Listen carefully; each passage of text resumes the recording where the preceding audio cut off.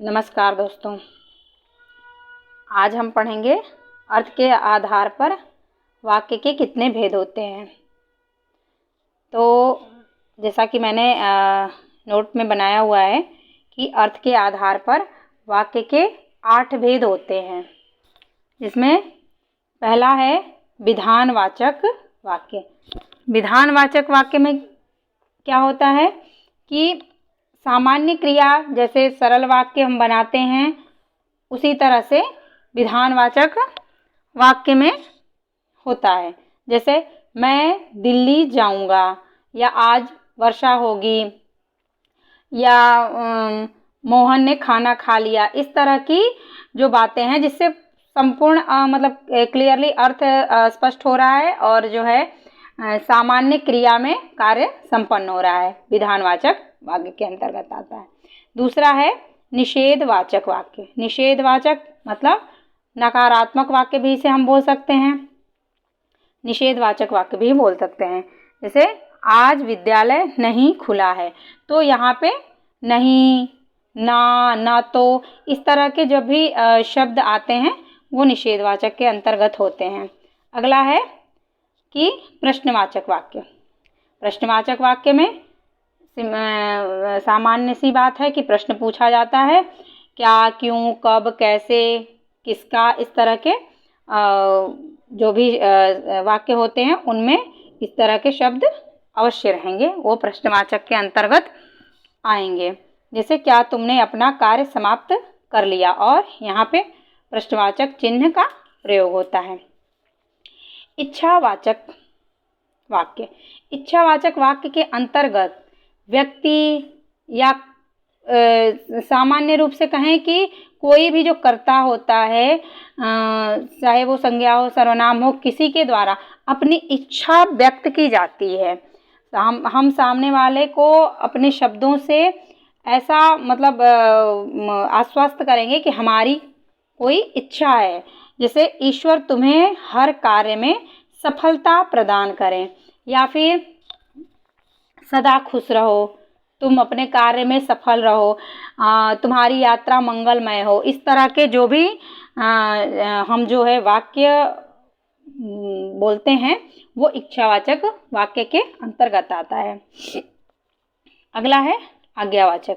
आज्ञावाचक में क्या होता है कि जैसे हम किसी को आज्ञा देते हैं, उसमें जैसे कि बैठ जाओ, या बाहर चले जाओ, या किसी जगह पे भेजना हो, किसी कार्य के लिए मना करना हो, शांत हो जाओ, चुप करना हो, तो ये आज्ञा देनी होती है। या फिर इस तरह से हम कह देंगे कि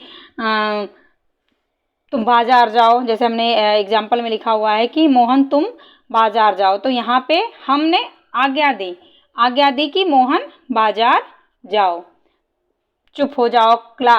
या फिर हम पढ़ा रहे हैं तो कोई बच्चा शरारत कर रहा है, उसे हमने पनिशमेंट के तौर पे बोल दिया कि बाहर, क्लास के बाहर चले जाओ, तो ये हमारी आज्ञा हुई। तो इसके अंतर्गत इस तरह के वाक्य आते हैं। अगला है संदेहवाचक वाक्य। संदेहवाचक वाक्य में क्या होता है कि हमें निश्चितता पता नहीं होती है, इसलिए हम संदेह व्यक्त करते हुए कोई भी वाक्य को कहते हैं।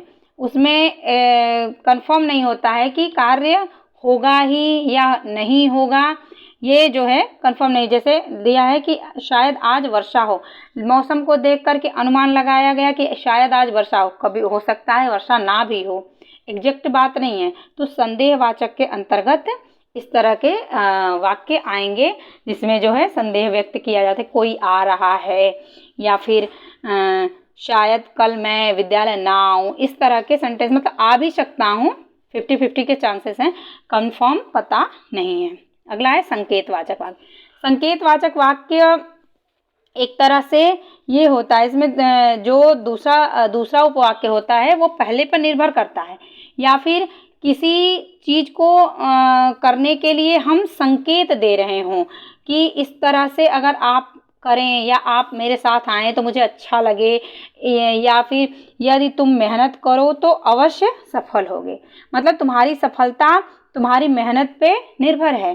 तो मतलब ये जो दूसरा सेंटेंस है ये इस पर निर्भर करता है, लेकिन यह संकेत कर रहा है कि तुम्हारे सफल होने में तुम्हारी मेहनत का बहुत बड़ा योगदान होगा। इसलिए यदि तुम मेहनत करो तो तुम अवश्य सफल होगे। मतलब ये संकेत दे रहा है कि तुम्हारी सफलता कोई रोक नहीं सकता यदि तुम मन से मेहनत करते हो। अगला है विस्मय बोधक। विस्मय बोधक में जैसे बहुत से बातों का ध्यान रखा जाता है। जैसे हम हर्ष को